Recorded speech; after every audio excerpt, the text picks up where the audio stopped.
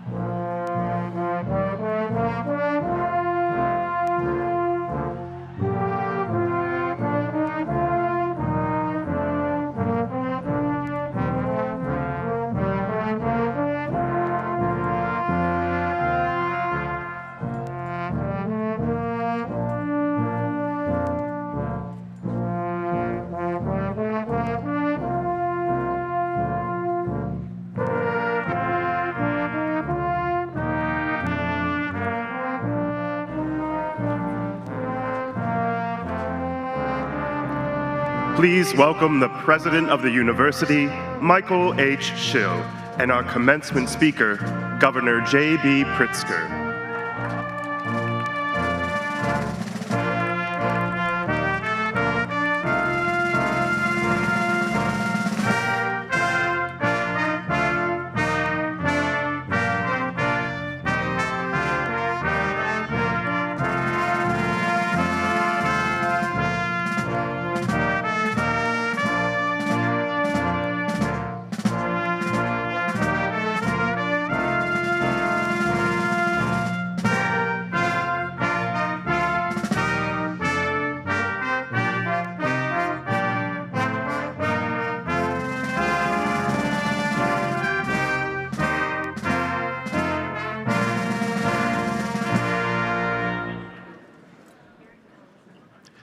Please welcome University Chaplain Kristen Glass-Perez and Pamela Silas, the Associate Director of the Center for Native American and Indigenous Research, for the land acknowledgement.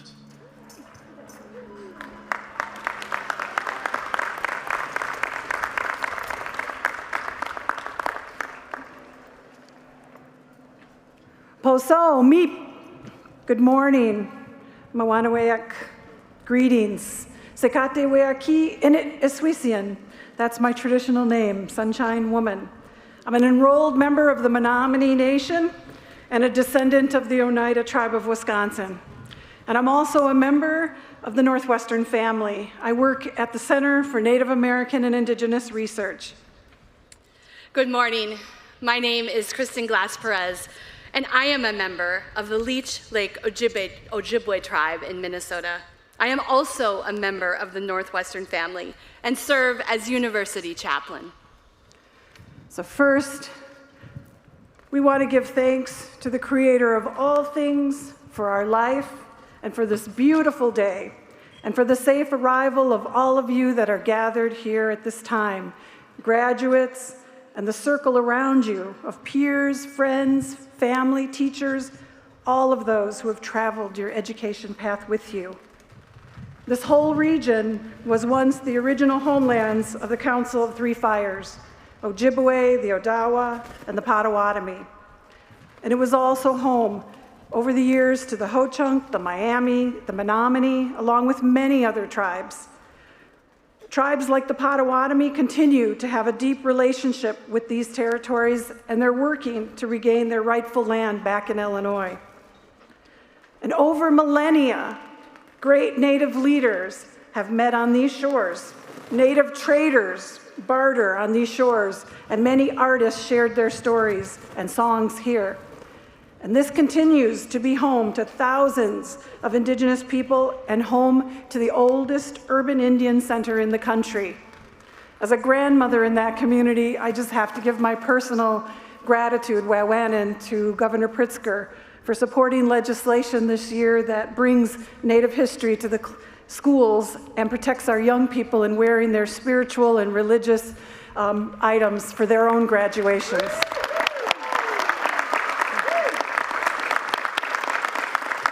Like my Native American ancestors, you too might have traveled great distances to gather at this very place, this beautiful place by the big water, Lake Michigan. And you've spent years in camp with each other. In making camp, there's so many things that could occur. We had to commit to making the camp safe for everyone. We'd learn from each other. We'd make new relationships that could last a lifetime. And we would do our part in serving and caring for one another. We'd be mindful of the impact we had on one another with our words and our actions. And very importantly, we would practice reciprocity, showing our gratitude for what was shared and what was given. We would take all those experiences, new ideas, and new relationships back to our home communities and share them, seeing the impact grow exponentially. The 7 grandfather teachings are values that were gifted to the people on this land. They are love, respect, truth, honesty, bravery, humility, and wisdom. As we gather today for Northwestern University Commencement, what a gift it is to be rooted in this land, these peoples, these languages, and these values, even as we are called to be open to the ways that they challenge and teach us about what it means to be in community. So as you graduate today and you break camp with one another, acknowledge those new relationships that you made. Acknowledge all that you received from this place and from each other. Return safely home. And be generous with your stories and share the skills and knowledge that you gained here. Be good stewards of the land on whatever lands you call home. And in that action, you'll honor those people whose original homelands we gather. Emmanuel Katongale and Chris Rice write this: we must remember that the work we do today, the work of both honoring our ancestors and asking questions about what work they left for us, means that we acknowledge that this is part of creating a better world. There are times for endings, and there are times for beginnings. Now is one of those times. On this day of commencement, may we acknowledge and receive deeply the gift of the elders, friends, relatives, and ancestors, and honor their roles in our journey. May we find new ways to make camp and remember the past, because our ancestors lived it and shaped it, just as we live and shape our world today. So Wewanin, Katanin, Manikako, thank you, I say, for everything. Aho.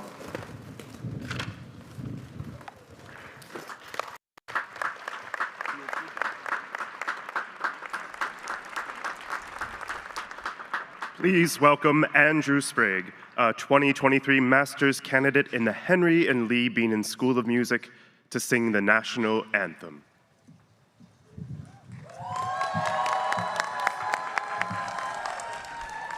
Please stand as you are able for the national anthem.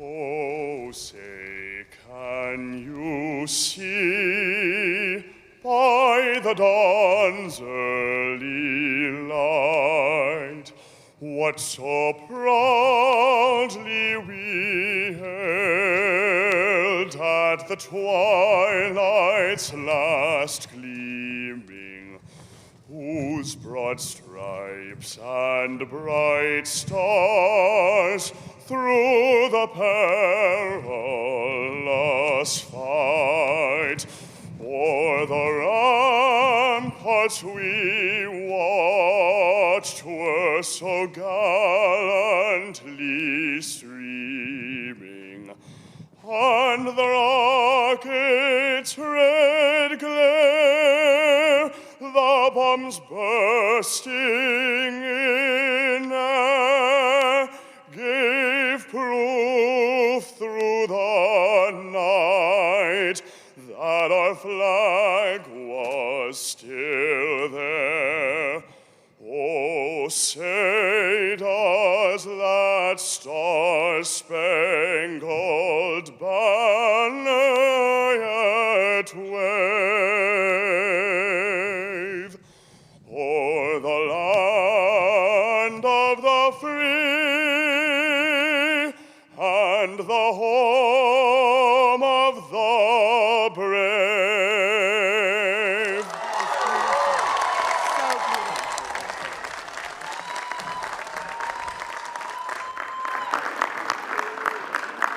Good morning, everyone. My name is Susan Davis, and I am the Vice President for Student Affairs. It is a pleasure to be here and celebrate this incredible moment with all of you. It is even more special that commencement takes place on the heels of another joyous occasion, the inauguration of Michael Schill.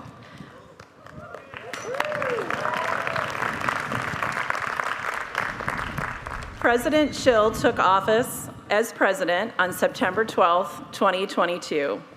He also serves as a professor of law in the Northwestern Pritzker School of Law and a professor of finance and real estate in the Kellogg School of Management.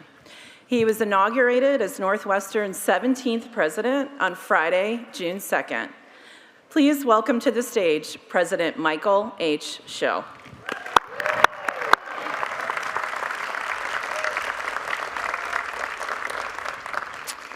Good morning. Welcome, graduates, and also welcome to your family and your friends. As we all know, you didn't get here alone. It is wonderful to gather in Ryan Field today to recognize your monumental achievements. Your class will always be special to me. You are the first class I've graduated at Northwestern.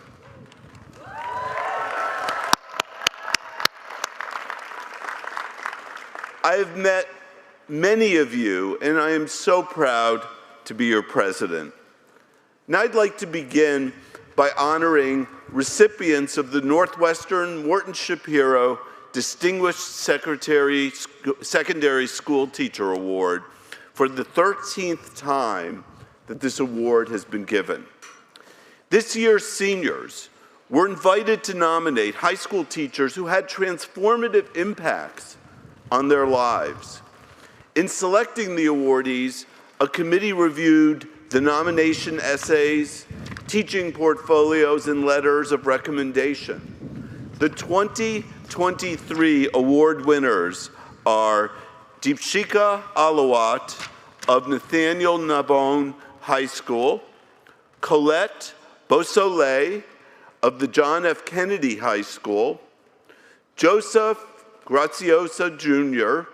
of Eric Solorio Academy High School, Jason Stanford of Niles West High School, and Michael Van Cray of Evanston Township High School.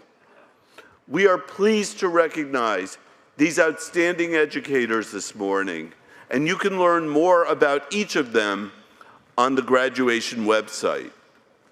I thank them for their contribution to this senior class and for sharing their magnificent talents with so many. Thank you.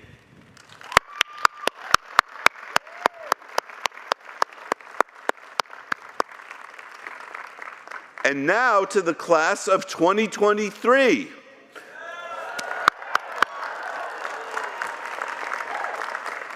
As graduates, you share a unique bond. All of you spent part of your Northwestern education navigating a pandemic, brought together for a time from your couches and kitchen tables by technology and by tenacity. I know it wasn't easy. You took actions to safeguard yourselves, your classmates, and your community. You overcame what may be the greatest challenge you have yet faced in your life, to earn the most valuable asset you will ever own, a college degree of which we are all so proud of you. The world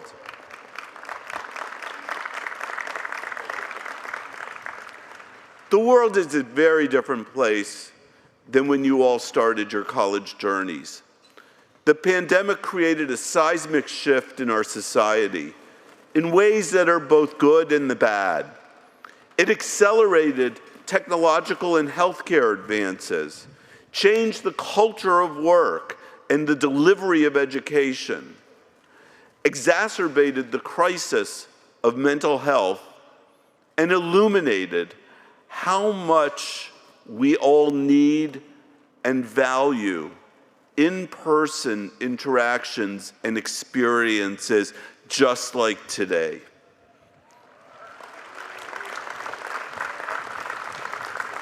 Now, during your time at Northwestern, our world also experienced an historic reckoning with systemic racism in policing, housing, healthcare delivery, and many aspects of our life. This national soul-searching about how to end discrimination, bias, and racism will hopefully enable you to create a more just and equitable society. You entered Northwestern at a point in which our politics had already turned nasty, and unfortunately, it has deteriorated further during your time here as students. I hope that we have given you the skills to surmount the divisions in our society and to engage with people who may not look like you, believe in what you believe, or vote the way you do. I hope you leave here with a fervent belief in the value of free speech and also the value of having empathy for the people who listen to your words.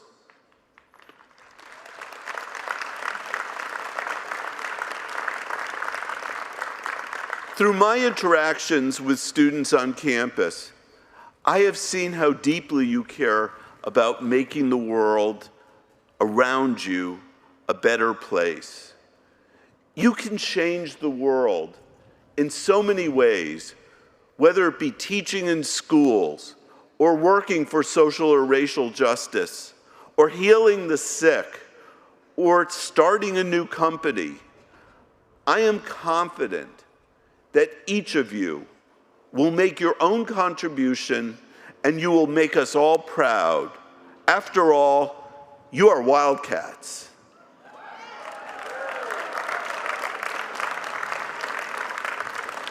Now take, for instance, Isabella Tucro, who is going on to work in education policy to help reform tribal education systems, to ensure that Native American and Indigenous students have equitable access to higher education.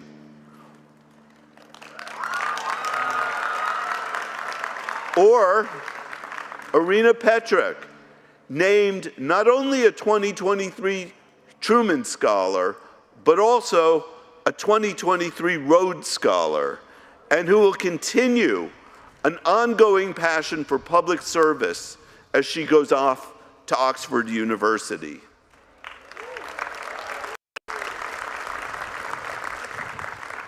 And then there is Sean Liu, whose passion for entrepreneurship led him to found a microfinance organization called Lend that distributed over $270,000 in loans to Evanston businesses during the COVID pandemic, helping to protect our economy in much needed ways.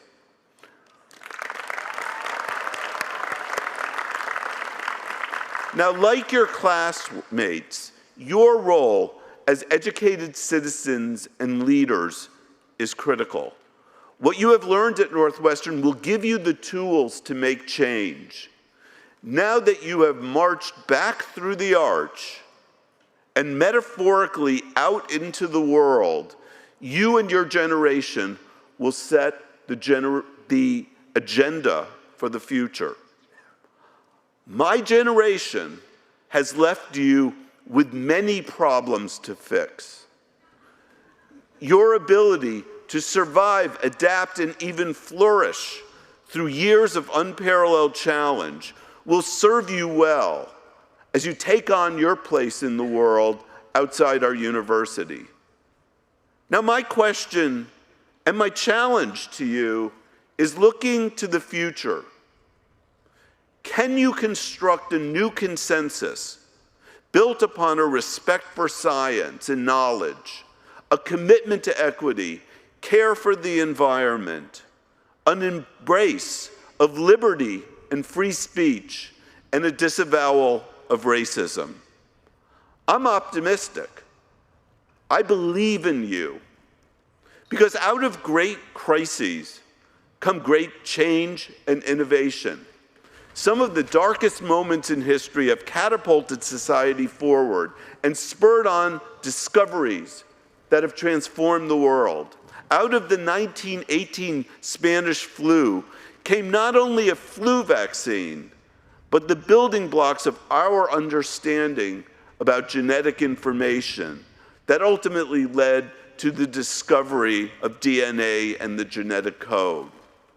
And out of the Great Depression came the New Deal, leading the nation to create government initiatives that built the current infrastructure of Social Security and financial reforms that revolutionized the American way of life.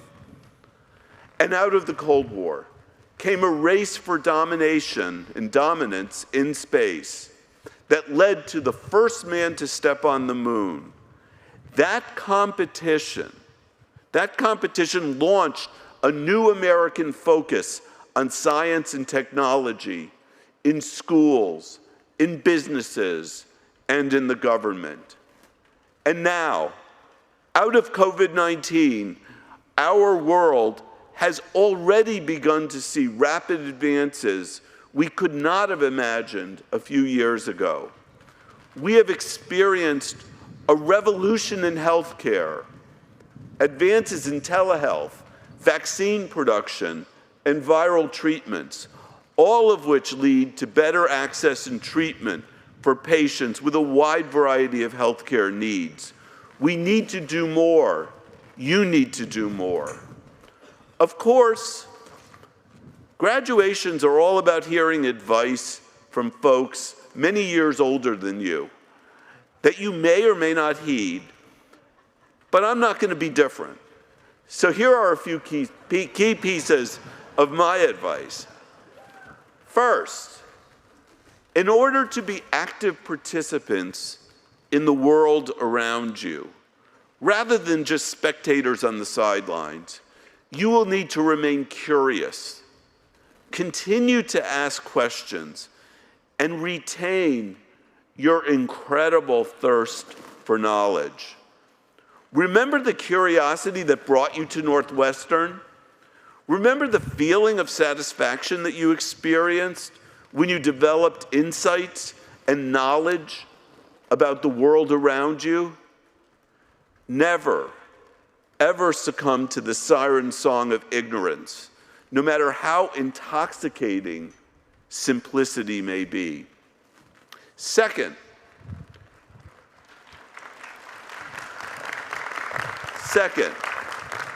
in order to overcome the bias, racism, and hate of the past, you will need to continue to expand your worldview. Seek out perspectives that are different from your own. Open your heart and resist retreating into an echo chamber of similar opinions. The trick for you will be how to celebrate and exhibit pride in your own distinct culture and identity while being humble and curious about other cultures.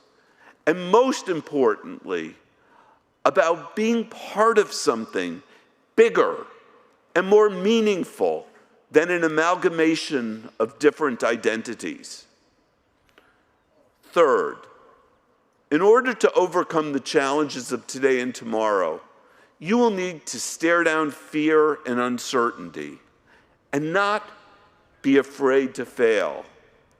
In order to make a difference in the world, you must push yourself. You've already pushed yourself, and you must keep pushing yourself. Set an ambitious goal, maybe even an absurd goal, and use every bit of your ability, and you have so much to reach it. In order to climb high, you must be willing to fall. Each of you can make a difference in big and small ways, in the way you treat each other, in how you commit yourself to your life, to your family, to work, and to fellow human beings. Do not lose your passion and sense of purpose. Keep your wildcat spirit and your tenacity alive. Now, your achievements at Northwestern, all that you have learned, all that you have overcome, have prepared you well for what's next. You are our future. You are our hope. You will achieve great things. And we are all going to be rooting for you. Know that you are loved and that you are appreciated and that we are all, each and every one of us up here, and all of the people out there, very, very proud of you.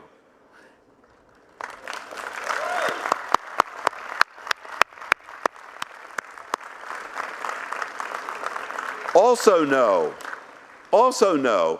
that you are now forever, whether you like it or not, connected to all of us, and especially to your fellow graduates.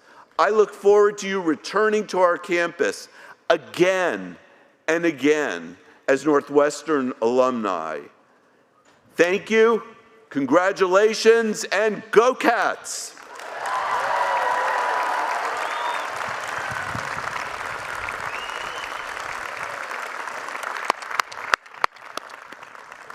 And now it is my pleasure to welcome Peter Barris, Chair of our Board of Trustees.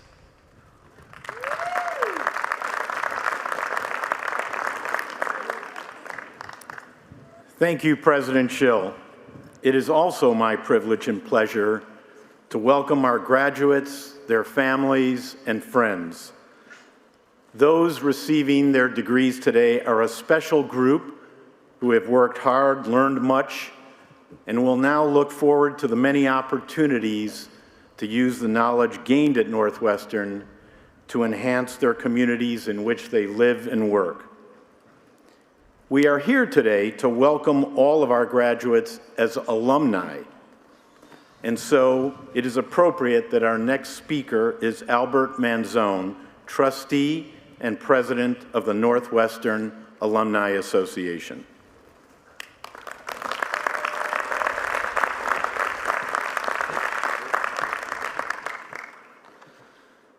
Thank you, Peter.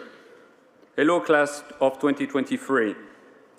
My name is Albert Menzoni, and I have the honor to be the president of your Northwestern Alumni Association. I want to begin by congratulating the class of 1973, who is joining us on their 50th anniversary of the graduation.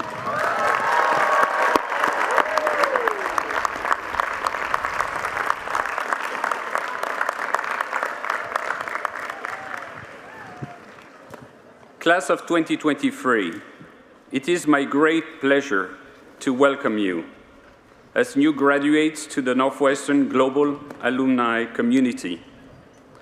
As a first-generation college student who pursued his undergraduate degree at home in Europe, I was drawn to the United States and specifically to the Northwestern Kellogg School of Management to pursue my MBA. This was, for me, the best place to deepen my competencies in marketing, finance, and strategy, and to seize opportunities bigger and better than anywhere else. I got all of that here, but that was not all. My experience at Northwestern helped shape my worldview and taught me the importance of teamwork, diversity, and inclusiveness, values that have helped me achieve success as a global business leader. I'm also privileged to have the support of the Northwestern network of more than 260,000 alumni around the world. And I'm proud to count myself and two of my children, along with all of you, as part of this incredible alumni community. Living in Europe, I'm honored to be the first president of the Northwestern Alumni Association who lives outside of the United States.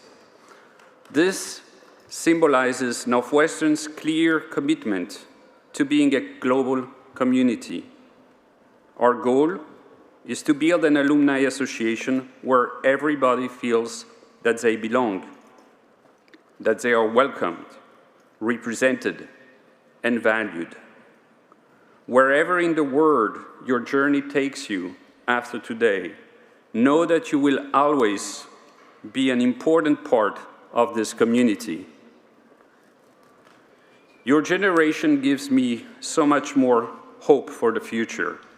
You are the most diverse generation in American history. You are independent learners with a deep curiosity. You bring to the workplace and to the world a strong sense of a mission and purpose, along with the drive to achieve your goals. Simply put, you want to make the world a better place. And I have no doubt that you have the ability and determination to do just that. Your resilience and resourcefulness, and of course, your Northwestern education have brought you to this moment, and they have prepared you for a very successful and fulfilling life. As you go forward, I urge you to take advantage of all your alumni community has to offer. We strive to provide you with opportunity that will spark your curiosity, nourish your passions, and strengthen your sense of community. Together, we can boldly aspire to reach our shared goals, always supporting one another along the way. So, class of 2023, I leave you with three simple messages. Stay connected with Northwestern and with each other. Get involved with the alumni network in your community, no matter where in the world you are. And remain humble and true to your values, but make an impact wherever your paths take you. Winston Churchill once said, "We make a living by what we get, but we make a life by what we give." As you live here today, you have much to give, and together, we, as Northwestern alumni, will continue to improve the world around us. Congratulations, class of 2023, and go Cats!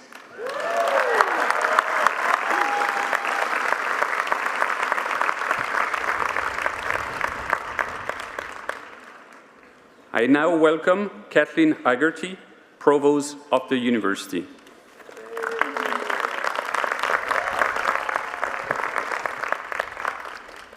As we celebrate the achievements of our graduates today and welcome them as continuing members of the Northwestern family, we also recognize the faculty for whom this is their final year of full-time service to the university. The Board of Trustees, on recommendation of the schools and with my approval, designates emeritus members of the faculty. This year, the Board of Trustees has recognized 48 such members of the faculty.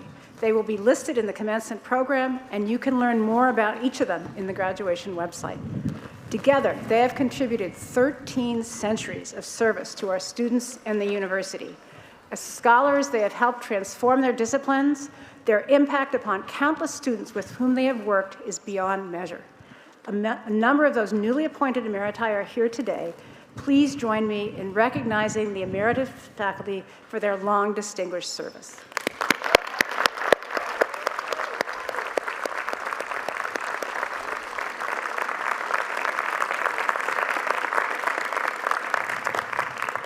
Each year at Commencement, the university recognizes a number of individuals of exceptional accomplishments with honorary degrees. Honorary degrees play an important role in the history of a university, for our university proclaims its values through those it chooses to honor. These degrees are awarded upon the recommendation of the Faculty Senate and with the approval of the University Board of Trustees. I ask President Schill to join me in recognizing these distinguished individuals. Lisa? Oh, nope, Lisa. Agnes?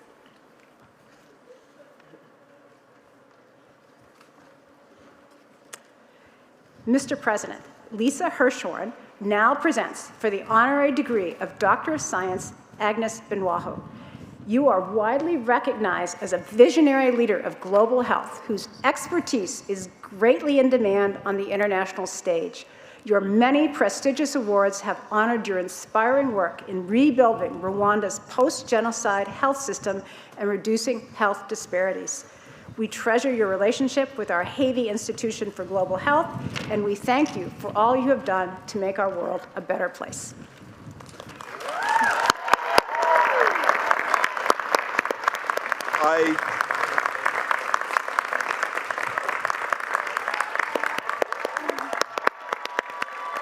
I admit you, Agnes Benwaho, to the degree of Doctor of Science with all of the honors and privileges pertaining thereto.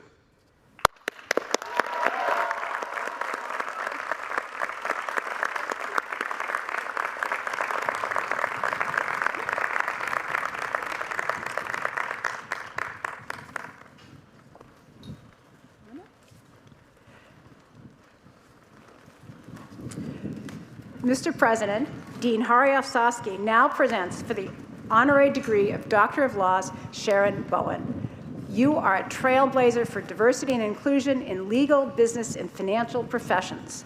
Your tireless advocacy, mentorship, and leadership development efforts have opened new paths to success for communities of color. Throughout your ever more impressive career, your active involvement in the law school and the university as a whole has demonstrated your passionate dedication to your graduate alma mater. We are pleased to salute your remarkable accomplishments. I admit you, Sharon Bowen, to the degree of Doctor of Laws with all of the honors and privileges pertaining thereto.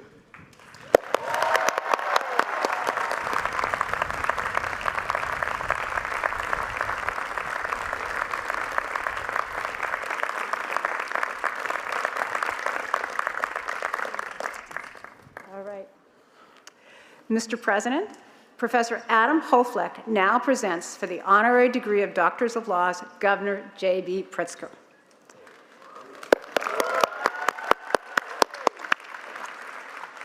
You have led the state of Illinois with integrity and conviction, making advances in public safety, economic equity, job creation, clean energy, and fiscal responsibility.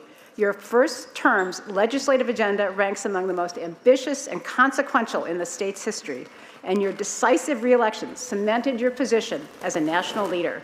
Your generosity to your law school alma mater has been transformative. We are proud to call you one of our own.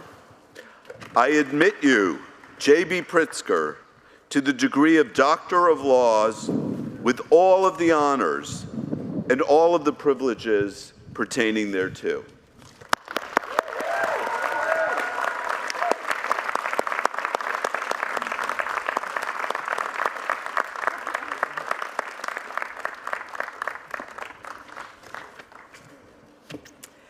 All right. Mr. President, Board Chair Peter Barris now presents for the honorary degree of Doctor of Humane Letters, Morton Shapiro.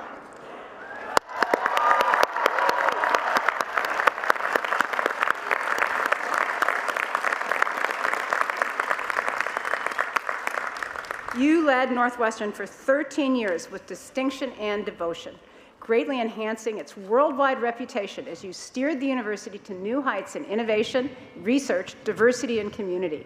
Concurrent with your tenure as president, you have continued to expand your work as a leading expert on the economics of higher education. Your passion for Wildcat athletics is legendary. We are deeply grateful for your distinguished service to Northwestern. I admit you, Morton Shapiro, to the degree of Doctor of Humane Letters with all of the honors and privileges pertaining thereto.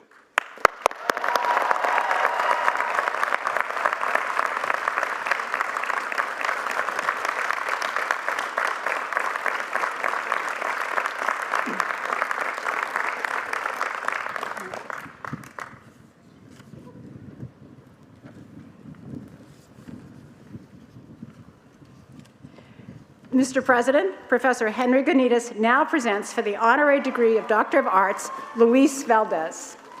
You are widely considered the godfather of Latino theater in the United States. As a key cultural figure in recognizing the power of art as activism, you have given us an unforgettable stories while exploring universal themes of human rights and social justice. Your work has broken barriers from rural California to Broadway and Hollywood, inspiring farm workers and theater audiences alike. We are honored and delighted to celebrate your enduring achievements. I admit you, Luis Valdez, to the degree of Doctor of Arts with all of the honors and all of the privileges pertaining thereto.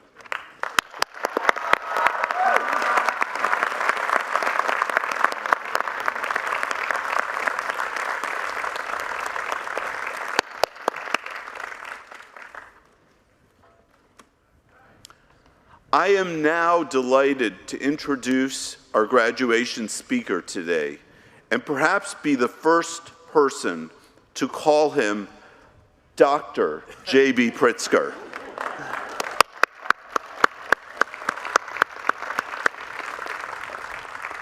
Notice that I didn't call Governor Pritzker our guest speaker. That is because the governor is no guest to Northwestern.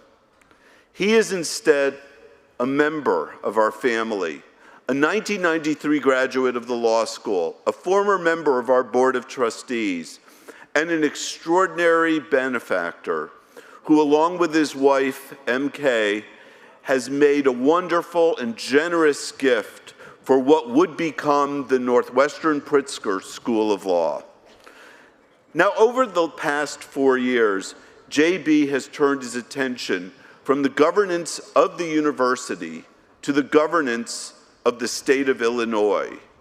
Indeed, I have been meaning to ask him which one is more fun. In 2019, JB became the 43rd governor of the state of Illinois. Since taking office, the governor won bipartisan passage for Rebuild Illinois, the largest investment in state history to upgrade roads, bridges, rail, broadband, schools, and universities. He made transformative investments in clean energy, early childhood and higher education, as well as public safety, workforce development, behavioral and mental health services, all that in his first 4 years in office. And through the new Innovate Illinois initiative, he is personally leading an effort to bring our state's research universities like Northwestern and our business community together to generate economic development, innovation, and jobs. And on a personal note, JB has been a good friend to me from the moment I arrived in Chicago the first time in 2009. He hosted a welcome dinner for me and introduced me to his friends, who became my friends too. I often speak about the need for students to take the knowledge that they have gained at Northwestern and to go out and become leaders of business, government, social justice, or academics.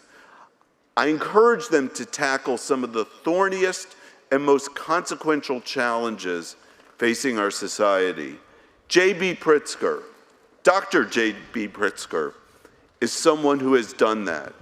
Now it is my great honor and my privilege to introduce this year's commencement speaker, Governor J.B. Pritzker.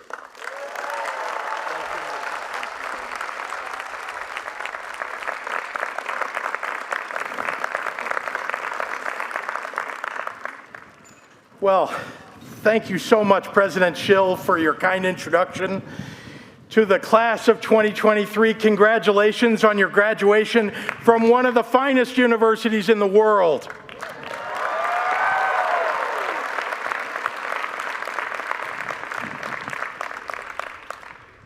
Look, I know that there were more than a few of you who may have groaned when you heard that the governor was going to be your commencement speaker. Believe me, I too would rather be listening to Beyonce give a speech today. But rest assured, as a Northwestern Law School alum, I studied up before coming here today, making sure that I watched a whole bunch of YouTube videos of other people's commencement addresses. And I've come to the conclusion that the best graduation speakers and the best graduation speeches are a lot like your favorite sitcoms. They are short, they make you laugh, and they feature an oddball but lovable character. Well, I'm your oddball character, folks.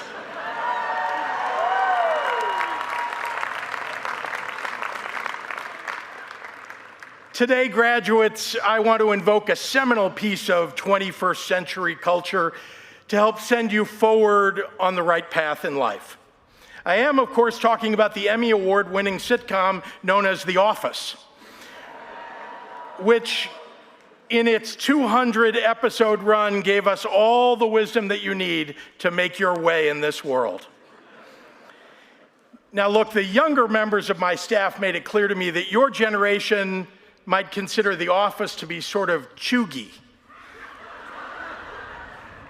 which I learned is a pejorative term meaning uncool or you're just trying too hard.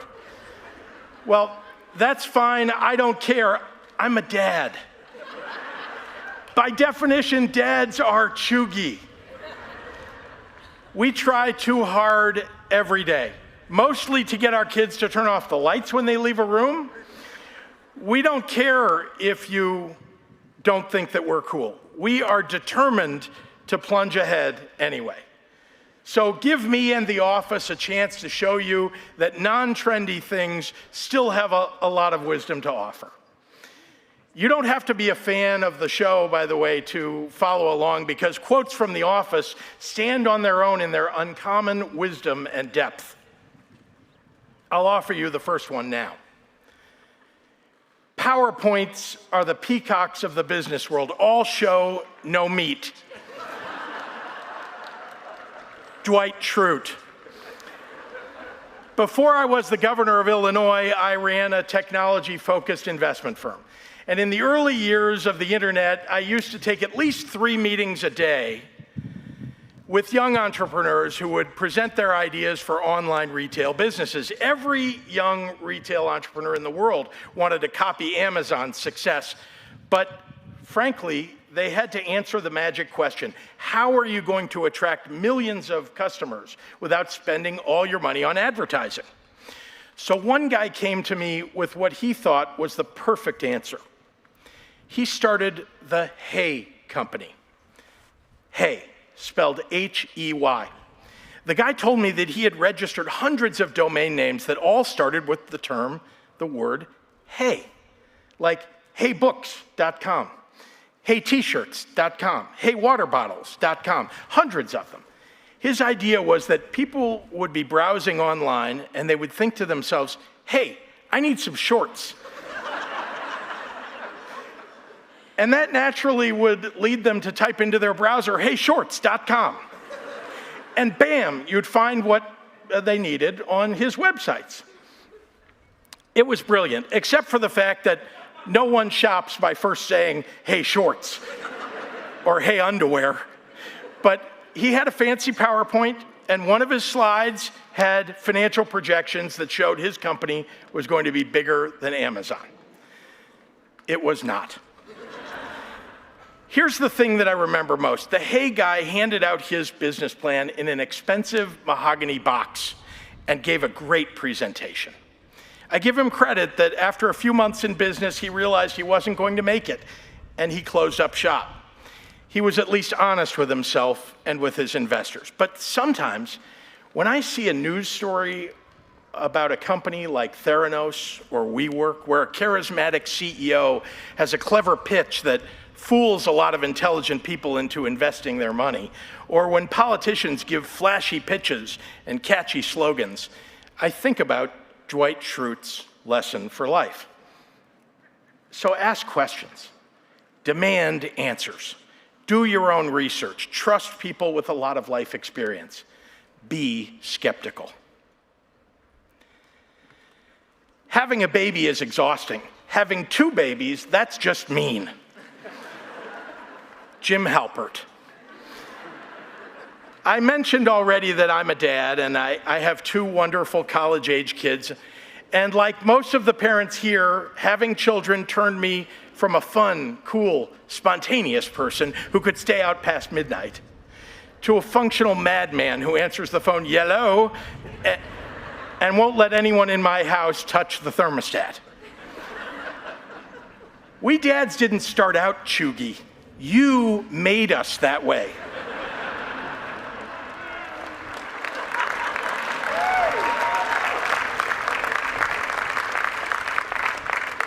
Look, we parents, we love our kids. We want you to grow up to be strong and kind, brave and smart, and we will do just about anything to make sure that that happens. But along the way, you have led a campaign of collective inception to make us question the very fabric of reality at times. If you really want to understand the multiverse of madness, have children. When my son Donnie was in kindergarten, my wife MK and I went to school for a parent-teacher conference. The teacher told us that Donnie was doing well in school, great at reading, great at math. But when she asked Donnie if he was struggling with anything, he said he couldn't tell time very well. Like all parents whose love of their child has led them to overthink every single decision that they've made, MK and I were flabbergasted. Did we do something wrong? Had we missed some critical step in our son's early childhood development? Had our embrace of the digital age led to a child who had some sort of clock face blindness? So we sprang into action. We bought all kinds of clocks and put them everywhere in our house. We made a big show of telling time at meals and reading clocks everywhere we went.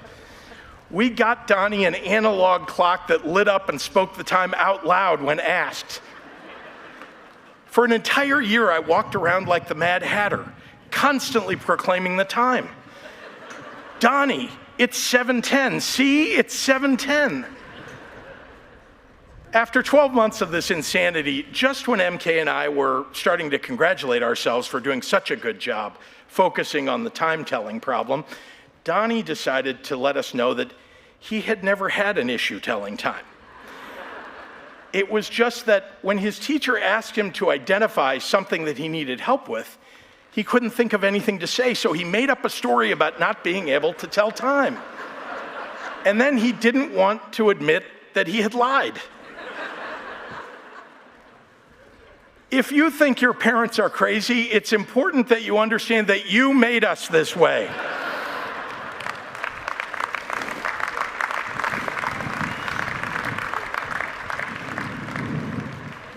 We are experts in worrying about you, and this affliction just gets worse with time and distance. We want you to go out and have amazing adventures in the world. We want you to love with abandon and to take calculated risks and to experience the rich fullness that comes with an imperfect life. We know that we cannot hold your hand through every difficult situation that will happen to you. But there will come a moment, sometime in the future, when something you very much wanted to have work out will not. Maybe it will be a job, or a relationship, or some other passion that you've sunk your whole heart into. And you will find yourself teetering on the edge of despair, because every person has teetered on the edge of despair at least once in their lives. That's when you want to call the person in your life who would have spent a year trying to help you learn how to tell time. Hopefully that's your parents, and I'm here to tell you on their behalf that we will always take your phone call. We will always be willing to help remind you of the strength that we know you have inside yourselves, because we gave you some of ours.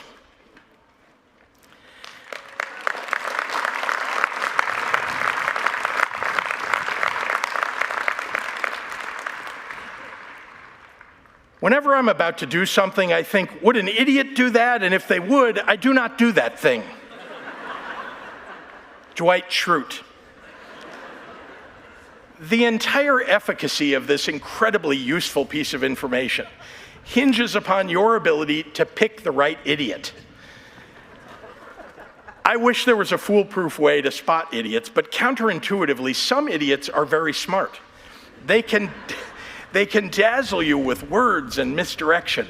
They can get promoted above you at work. They can even be elected president.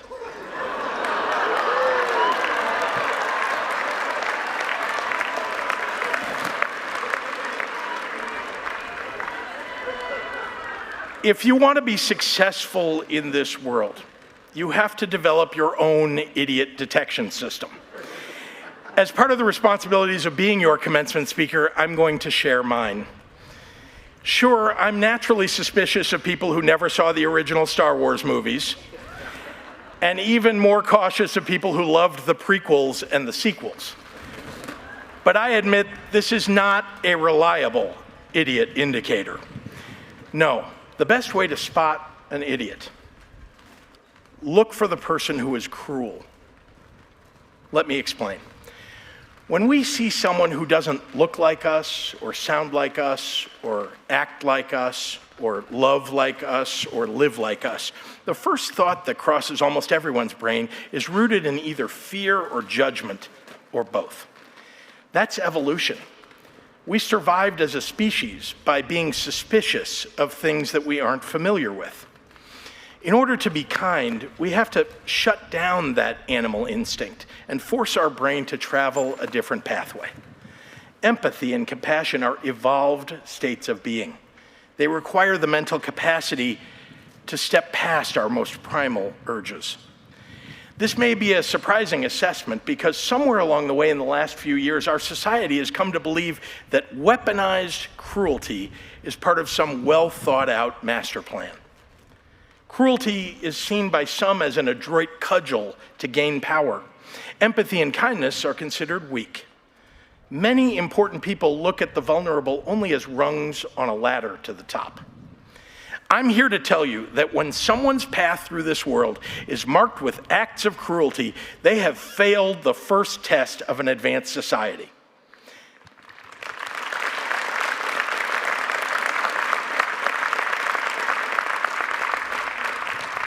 They never forced their animal brain to evolve past its first instinct. They never forged new mental pathways to overcome their own instinctual fears. And so, their thinking and problem solving will lack the imagination and creativity that the kindest people have in spades. Over my many years in politics and business, I have found one thing to be universally true. The kindest person in the room is often the smartest.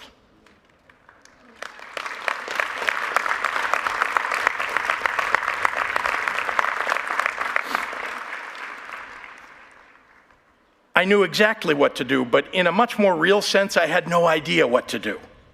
Michael Scott. When I finished college only a few short years ago, I assumed that there would be a moment very soon after graduation when the maturity of adulthood would start to lend sense to the deep mysteries of life. 35 years later, I'm still waiting for that to happen. And I hate to break it to you, but the real wisdom that comes with age is that you gain a greater appreciation for just how much you don't know. In February of 2020, I had just finished up a successful first year in office. We had passed almost every major initiative that I had campaigned on, and I was beginning to feel that I could overcome any obstacle that might lay ahead. But then came a deadly global pandemic, a crisis that most of us would have said, well, just weeks before it began, that it was inconceivable. I've been asked many times what it was like to be governor during those early days of the pandemic, and all I can tell you is that it felt like waking up every day on a raft in the middle of the ocean, frantically searching the horizons for some land to anchor your feet on. I knew that my job was to minimize the damage this deadly disease was doing, but no one could guide me toward the absolute best way to do that. As Michael Scott said, I knew exactly what to do, but in a much more real sense, I had no idea what to do. I've had a few major crises visited upon me in my life, and the way forward each time has always been the same for me. When the world seems to be spinning and out of your control, inertia can set in. So the absolute best thing that you can do is start to make decisions, even small ones. Just get yourself moving. Pick something you can tackle and do it. Let your small decisions beget medium decisions, which will beget big decisions. Some of your decisions will be brilliant in retrospect. Others will be less so. If you make a mistake, apologize and move on. Talk to people you trust, and more importantly, listen to them. Be willing to change your mind when someone makes a good argument, but avoid that paralyzing inertia at all costs, because not making a decision is making a decision, and you won't like how that turns out. Most importantly, when facing a crisis, pick one value that you're going to hold yourself accountable to, and then every time you face a new choice about what direction you should take, ask yourself which of the options in front of you is most consistent with that core guiding value. For me as governor during the pandemic, I decided I was going to do everything I could to save as many lives as possible. That was the most important thing. Everything else had to come second, and that gave me clarity amid an absolute maelstrom. Now, I know that for this class especially, COVID loomed very large. You were robbed of a chunk of a college experience you very much deserved. I'm sure then and now that it feels very unfair. We don't get a say in what part of history our lives drop in on. The Great Depression, World War II, the Cold War, the Vietnam War, the COVID pandemic. Every generation grows up scared or scarred by something. You are not unique in that regard. Here's the upside. Although you will face a great many challenges in life, most of them will pale in comparison to the challenge of facing a deadly global pandemic. COVID has made you stronger and gave you a unique set of armor. Use it well.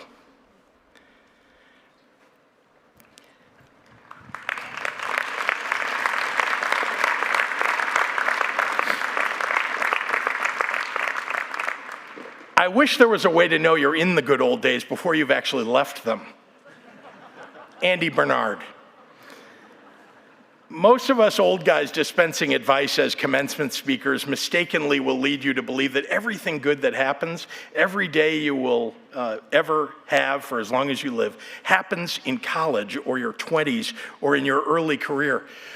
But don't get me wrong, these are great days. But I think a lot of the parents and grandparents who are here, traveling back half a century of life, looking at their lives, would tell you that there are plenty of things about being young that we don't miss at all. The path of your life will have peaks and valleys, and the good times are defined less by how old you are and more by the people you have around you. During the very first worst days of the pandemic, there was a group of about 20 people who were part of our governor's office quarantine bubble. While most people stayed at home, my staff came into the State of Illinois building in person every day to keep the levers of government moving. We worked together for 14 hours a day, tracking down masks and gloves and testing supplies, debating mitigations, tracking data, preparing for daily press conferences. Sometimes we stared into the abyss together. Anyone who's been part of a group like that, good people working closely together in a crisis, will tell you that the bonds that you develop with the people in the foxhole with you are some of the strongest you will ever form in your life. One day in April of 2020, after weeks of punishing work, I decided to gather the small quarantine team together at the end of a long day for a much-needed morale boost. The governor's office of the State of Illinois building were on the 16th floor, overlooking an interior atrium. If you dropped something from the top floor where the governor's office was, it would land 16 floors down. So we ordered some food and we gathered everyone, and we were the only people in the building. Someone put on some music, and for a little bit of time, we shared some gallows humor. At some point in it, a staffer suggested that we all make paper airplanes out of copier paper and see who could successfully launch their plane off the 16th floor balcony and into the atrium and land it in the middle of the first floor lobby below. I remember how hard I laughed watching all these serious people, press secretaries and deputy governors and policy advisors, try and construct the perfect paper airplane and get frustrated at their many failed launches. A lot of the worst days of COVID are still a blur to me. The stress and the worry that seemed to consume my life have just blended together. But I can remember with unusual clarity and warmth that hour or so on the balcony of the 16th floor, flying paper airplanes with my battle-worn compatriots. So I assure you that your nostalgia for certain times in your life won't be defined by when the thing happened, but by who you were in it with. If there are people around you who love you, who can make you smile when times are hard and make you laugh when the world seems lost, then you are in the good old days.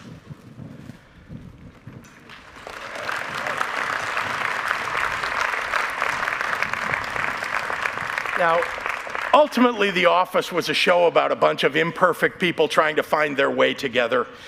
And if that's not a metaphor for life, then I don't know what is.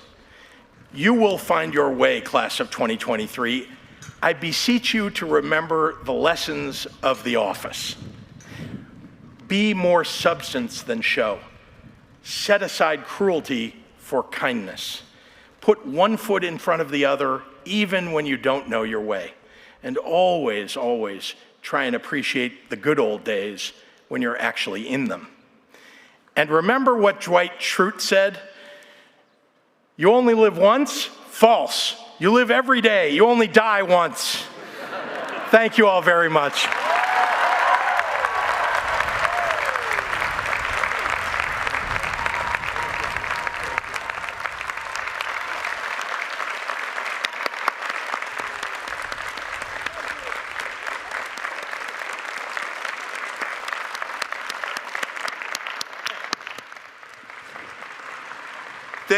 Thank you, Governor Pritzker, Dr. Pritzker. Now, degrees in course will now be conferred. Peter Barris, the chair of our board at Northwestern. The charter of Northwestern University provides that degrees will be conferred only on the authority of the Board of Trustees. Assembled here are the candidates whom the several faculties of the university have recommended for degrees. I ask the pleasure of the board in regard to these candidates. Hey, Mr. President. Hey. Hey, listen. The trustees of the university have undertaken to provide an academic environment whereby all the students may pursue their education in stimulating and intellectual surroundings. How well we have succeeded will be told in the lives of those who graduate here today.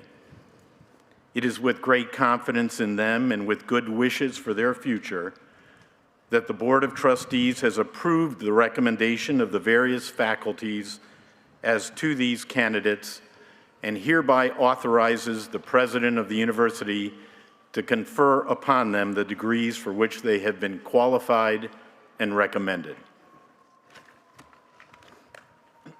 That's good news.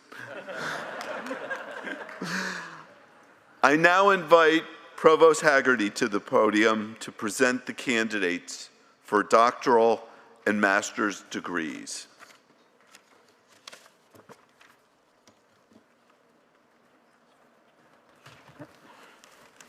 Will the doctoral candidates from the School of Communication, the Henry and Lee Bienen School of Music, and the Graduate School please rise?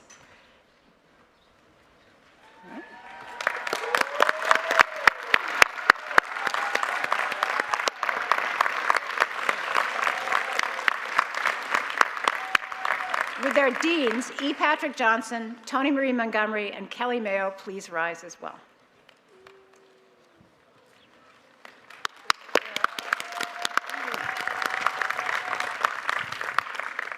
Northwestern University now grants to you the degrees for which you have been recommended.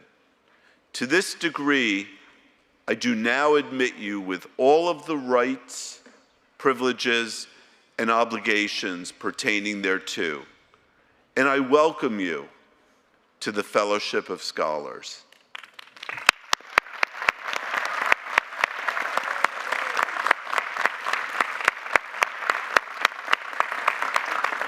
Please be seated. Will the candidates for master's degree from the Graduate School, the School of Professional Studies, the Bienen School of Music, the School of Education and Social Policy, the McCormick School of Engineering and Applied Science, the School of Communication, the Kellogg School of Management, and the Medill School of Journalism, Media, and Integrated Marketing please all rise?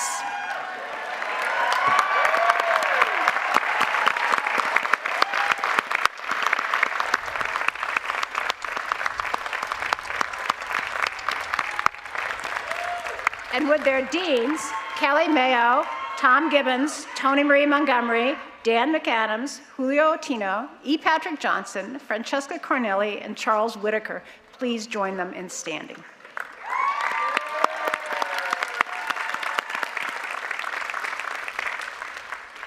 Northwestern University now grants to you the degrees for which you have been recommended.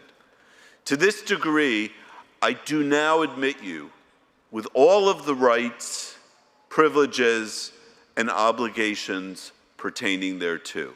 Congratulations.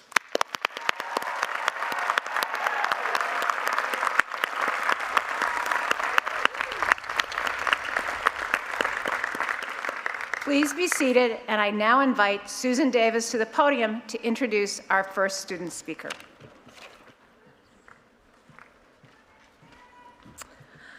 Though I have been a part of this exceptional community for just 10 weeks, I have already had the opportunity to meet many students and hear your stories. Today, we welcome the first of two student speakers who will share her story about life at Northwestern. In recognition of our new degree recipients, we now welcome a newly graduated master's student from the accomplished class of 2023, Fleming Lee.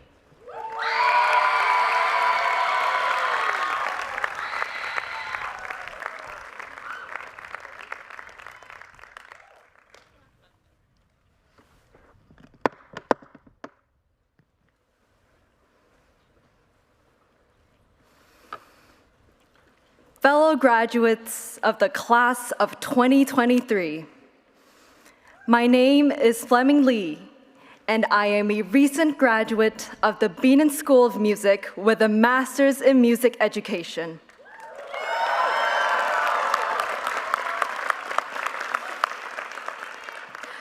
I am honored and humbled to be standing here today as the graduate student speaker for the 165th annual commencement ceremony.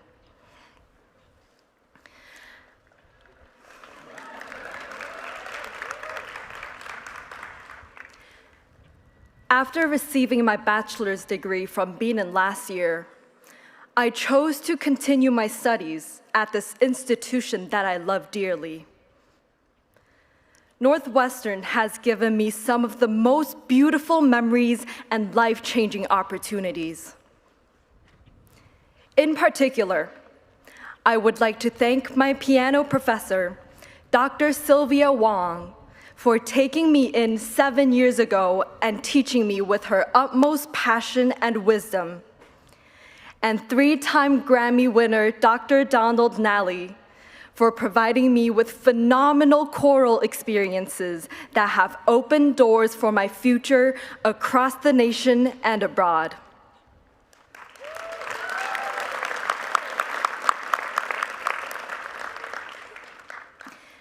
In Chinese, there is an idiom, 双向奔赴, which literally means two-way travel. It describes the most admirable relationships that are reciprocal and responsive. I have these relationships with my professors. They followed up with even the smallest interest I had only mentioned in passing and sent multiple resources my way. Their generosity enabled me to pursue many interdisciplinary studies in neuroscience, astrophysics, and communication, which helped me discover the interconnectedness of everything in this world. Music is a reflection and expression of our human impulses. The purpose of music is to be exciting and to change lives. My journey at Northwestern has been one of healing and rebirth. Growing up in a strict household and attending schools with austere rules, I learned to stay unseen and unheard.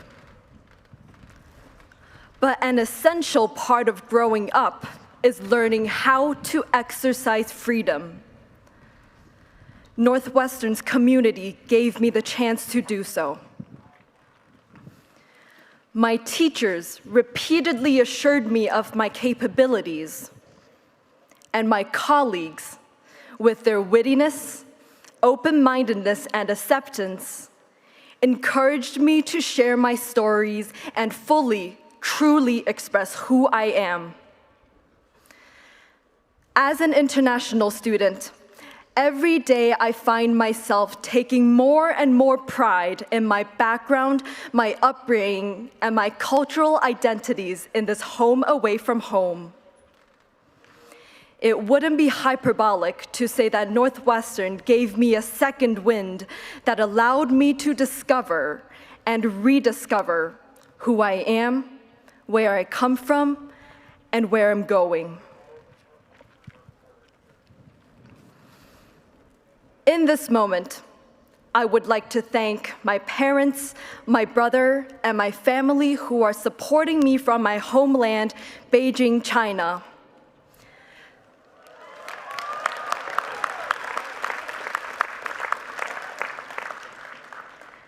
Their unconditional love and prophetic visions guided me through times of uncertainty and self-doubt.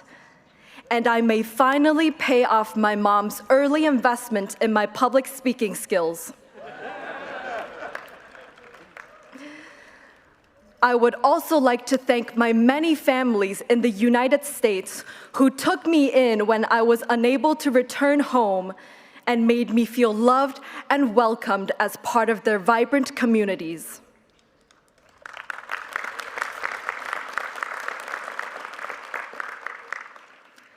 Lastly, I would like to thank my friends, my students, and my mentors, both those who are here in person and virtually, for being the best listeners and cheerleaders who bring color to my life and life to my work.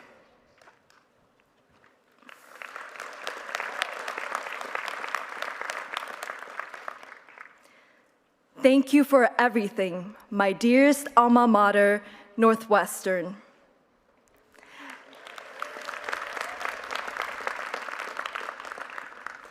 And in Chinese, I would like to say it again.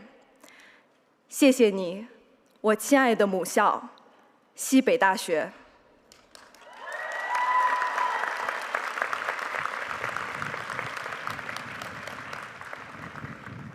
I will forever be grateful and proud to be a Wildcat. Thank you.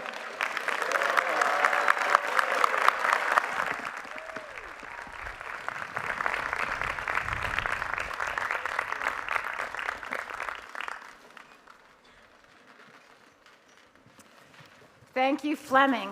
We will now present the candidates for undergraduate degrees.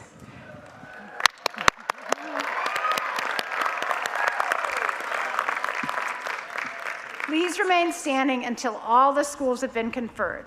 Will our bachelor's candidates from the Jude and Marjorie Weinberg College of Arts and Sciences please rise along with their dean, Adrian Randolph.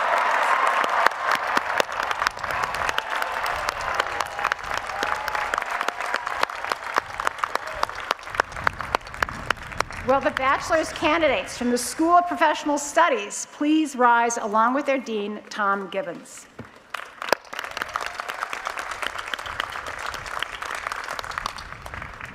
Will the bachelor's candidates from the Beanan School of Music please rise along with their dean, Toni Marie Montgomery.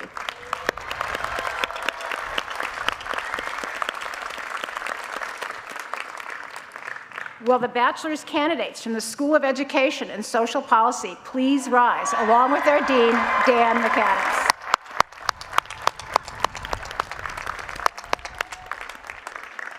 Will the bachelor's candidates from the McCormick School of Engineering and Applied Science please rise along with their dean, Julio Tino. Will the bachelor's candidates from the School of Communication please rise along with their dean, E. Patrick Johnson.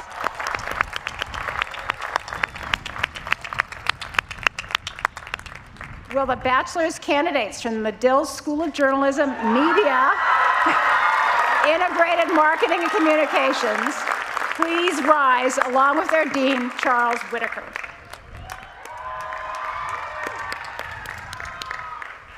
Will the bachelor's candidates from Northwestern University in Qatar please rise?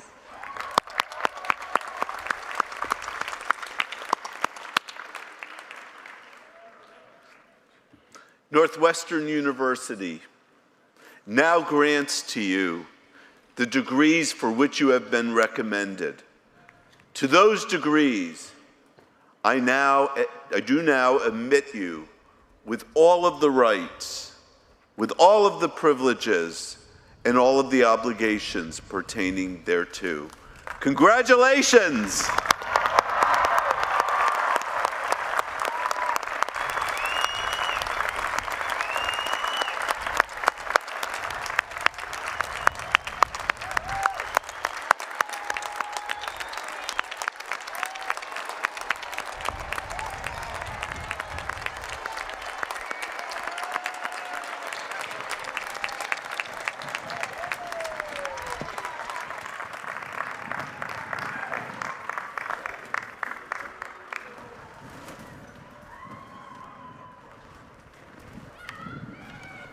Congratulations to our new bachelor's degree recipients.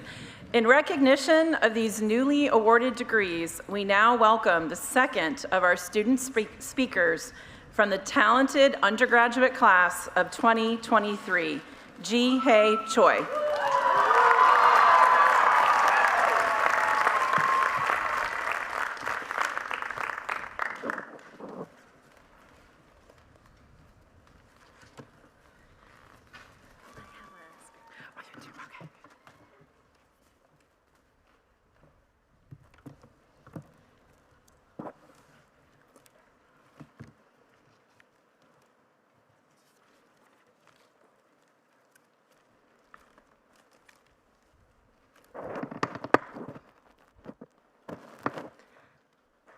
Hello, 안녕하세요, as we say in Korean, or half a day as we greet each other on Guam. I am honored to be speaking with you all today.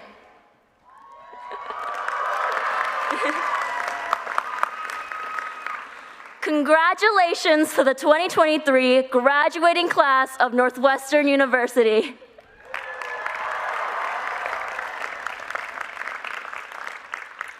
Our hard work, dedication, and perseverance have paid off, and we should be proud of ourselves for our achievements.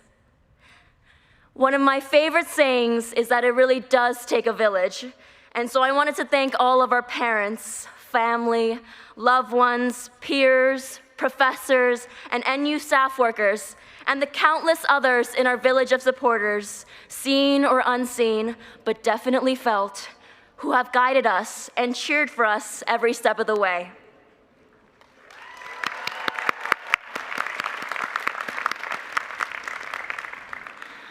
As a first-generation low-income student, I stand here today and I carry with me the legacy of my father, my mother, my sister, and the generations of strong women in my life who have fought to bring me to where I am today.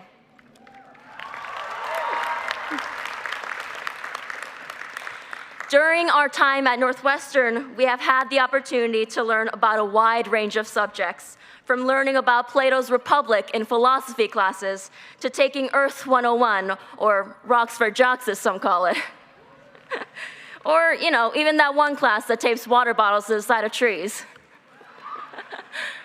Regardless of what classes we have taken, the education we have received has not only broadened our understanding of our society and the world, but it has also helped us gain insights into ourselves and our experiences. Throughout our journey, education has transformed and empowered us in so many ways, and I am so grateful to have learned with you. But journeys are not without their challenges. During my sophomore year, I was diagnosed with stage 3 ovarian cancer. This was an extremely daunting and isolating experience, especially during the COVID-19 pandemic. However, I made the choice to continue my classes all throughout my post-surgery recovery to chemotherapy, because taking classes, thank you.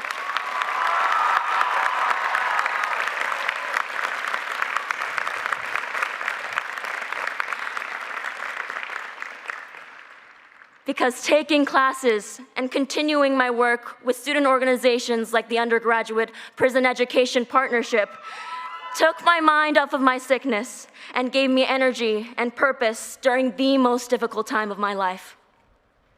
And of course, none of this was easy. There were many moments when I just wanted to give up. But I drew strength from the people around me who showed up for me in ways that I could have never imagined.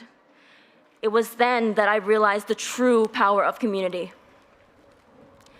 I relied on my village, who gave me faith, strength, hope, and resilience when I had none. It wasn't medicine or doctors that truly healed me. It was my friends who made sure to call me and update me on all the drama. It was the compassion of my nurses. It was my professors' kindness and the extensions they offered. And it was also my sister who handled the mountains of hospital paperwork and even took time to help me with my homework.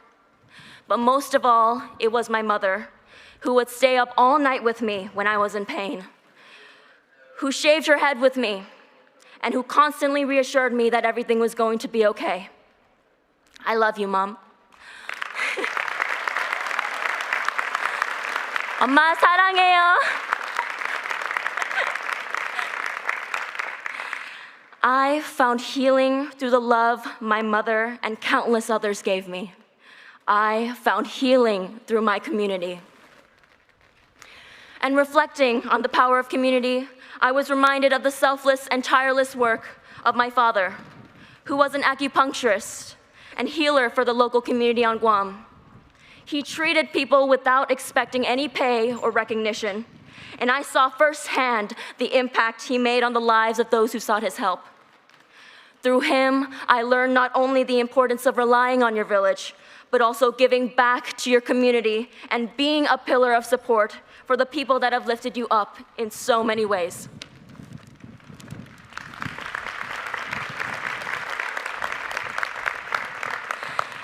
I know our individual and collective journeys through NU have been no short of their challenges.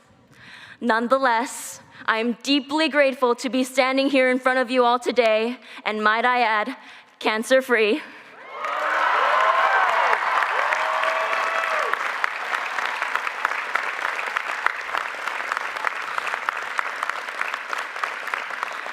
I see in this graduating class a bright future filled with community organizers, healers, scientists, artists, leaders, and change makers.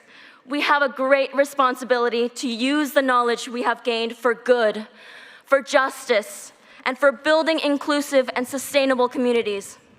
Let us continue to embrace our differences. Let us recognize our sameness, and let us work together towards a better future. Community is an act of powerful resistance in a society that tries to keep us all apart.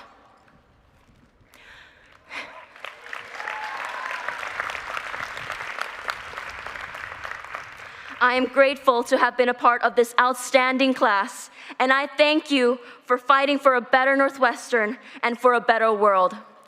I encourage you all to continue to be and share the light that you are in this world. I have no doubt that we will rise to this occasion.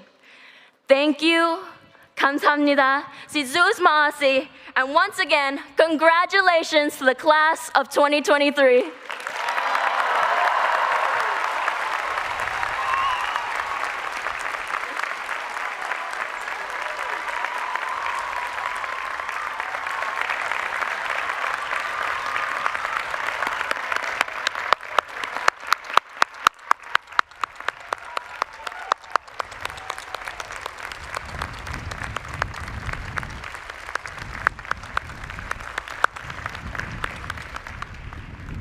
Thank you so very much, Jihei.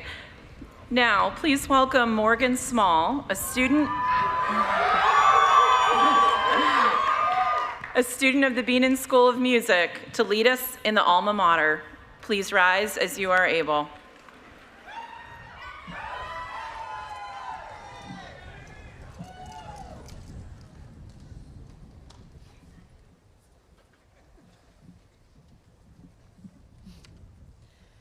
I now ask all the new graduates and our guests to help sing our university's alma mater.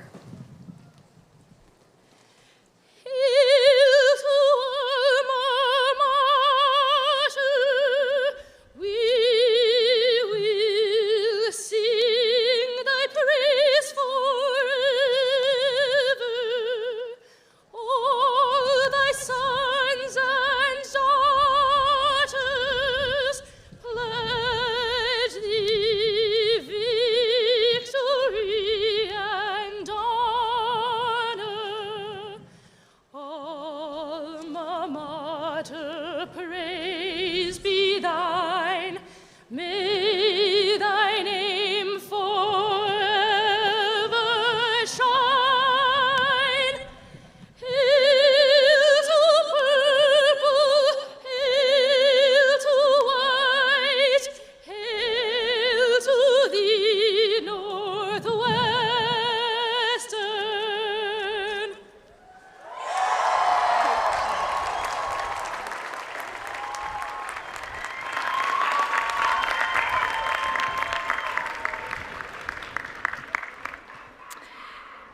You may be seated. As the ceremony comes to a close, please remain seated for the faculty and student recessional. Thank you for being here, and congratulations once again to all of this year's graduates.